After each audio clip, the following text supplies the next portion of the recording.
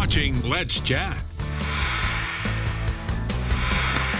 Make sure and mark your calendar. Coming up this Thursday, which I think is May the 5th, it is the National Day of Prayer.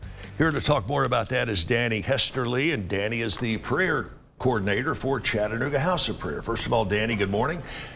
Thanks for coming down and hanging out with us for a few minutes. Yes, sir. It sounds self-explanatory, but tell us exactly what the National Day of Prayer is. Well, we know that prayer isn't just designated for just one day. But on this particular day, there's going to be literally hundreds of thousands of people gathering all across our nation to lift up the name of God and to ask for his blessing and favor over our nation. So here in Chattanooga, it's especially important because we get to pray over not only our community, but over our city. Right. And I think it is certainly something that has gotten a lot of traction in recent years, but the National Day of Prayer actually goes back a long, long time. Oh, you're looking at 1776 with the Continental Congress, and we see it kind of throughout history with Harry S. Truman talking about the importance of having a National Day of Prayer, but especially in 1988 with President Ronald Reagan saying, hey, we're going to sign this into law, and saying the first Thursday in May is going to be the National Day of Prayer, and that's just been a continuing thing that we've been doing. And you know, seemingly in the nation's capital, Washington, D.C., nothing ever happens in a hurry. As you mentioned, this goes back to 1776. The first Continental Congress called for the National Day of Prayer.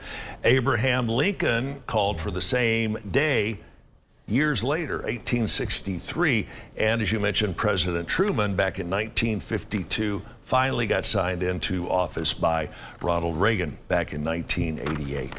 What are you hoping the takeaway is after the National Day of Prayer is observed? One of the things that we're looking for is unity within our community. And one of the things about prayer has a unifying aspect where it's kind of like everybody is gathering for one purpose, and that's to say, God, do something good in our lives, but also in our city, but broad looking at our country, saying, God, we're asking for favor and for blessing. And when we pray, we believe that God hears us, and that's a wonderful thing. When you run up against atheists, and I'm sure you do as a matter of routine, what do you tell them to kind of convert them to Christianity, or how do you pray for them? Well, the praying for them is very easy. Trying to defend our faith and trying to come with really good reasons. Really, a life changed by the love of God is really the best witness and testimony. And when you share stories about what God has done in your personal life, it tends to have a major impact for sure. And this National Day of Prayer is not denomination specific. Right, for sure. I mean, you're going to have multiple nonprofit leaders, churches from different denominations there. We have over 70 volunteers from different, from teachers to pastors to those that work construction. Got a real good buddy of mine that's going to be helping on that day. So it really spans just the fabric of Chattanooga. Locally, where is the National Day of Prayer going to be observed? Yeah, so it's going to be at the Hamilton County Courthouse on the front lawn. And what's great is we have some friends over at the Basilica of St. Peter and Paul. They have said, hey, you can use our parking lot. So parking is just kind of crazy downtown, as you know. Sure. But we're going to make the best of it.